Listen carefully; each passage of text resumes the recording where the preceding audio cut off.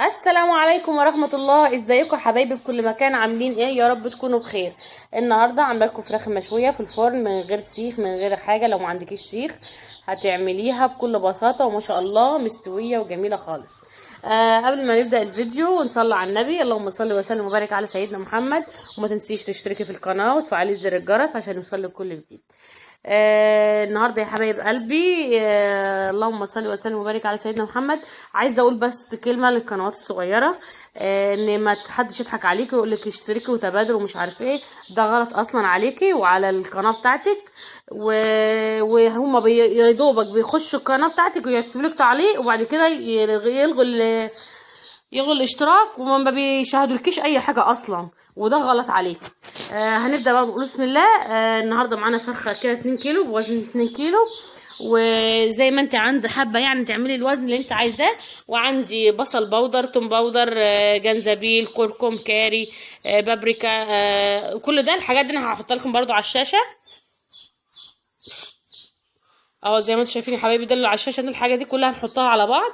ومعايا برضو معلقه صلصه، ومعايا ليمونه كامله، وربع مع ربع كوبايه خل، وربع كوبايه زيت. ده كله بنحطهم على بعض.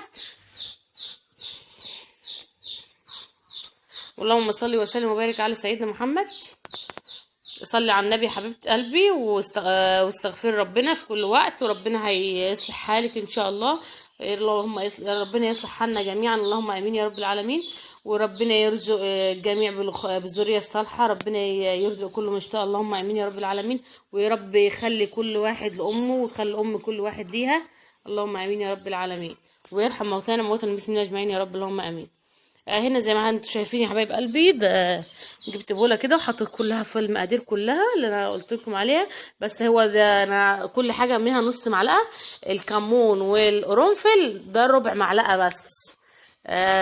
وهنتبل بقى الفرخه بيها. هنقعد بقى كده نص ساعه او ساعه في التلاجة. لو عايزه تبيتها لتاني يوم مفيش مشكله. لو انت مستعجله يعني اعمليها قبلها بساعه ولا نص ساعه وحطيها، وهتبقى جميلة ما شاء الله ما شاء الله، جميلة خالص. والريحة روعة روعة روعة، بسم الله ما شاء الله. وربنا يحسن ما بين ايديك يا حبيبة قلبي. هنا فتحت زي ما انتم شايفين الجلد كده، ودخلت بيه في التتبيلة، وهدلكها كلها بالتتبيلة كلها مع بعضيها كده. وبعد كده زي ما انتم شايفين يا حبايب قلبي، انا دلكتها كلها وعملت كلها التتبيله راحت فيها. هحطها زي ما قلت لكم نص ساعه في التلاجة او ساعه، واحطها على شبكه.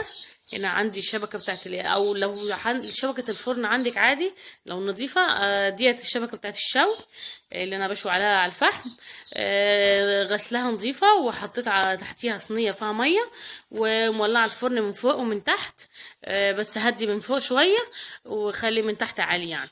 ونقصت الميه اللي في الصينيه حط لها ميه عادي. واللهم صل وسلم وبارك على سيدنا محمد. هنحطها يجي ساعه كده او نص ساعه، يعني حسب ما تستوي معاك. بس انا ما شاء الله كانت دايبه معايا ما شاء الله، ما غابتش في الفرن.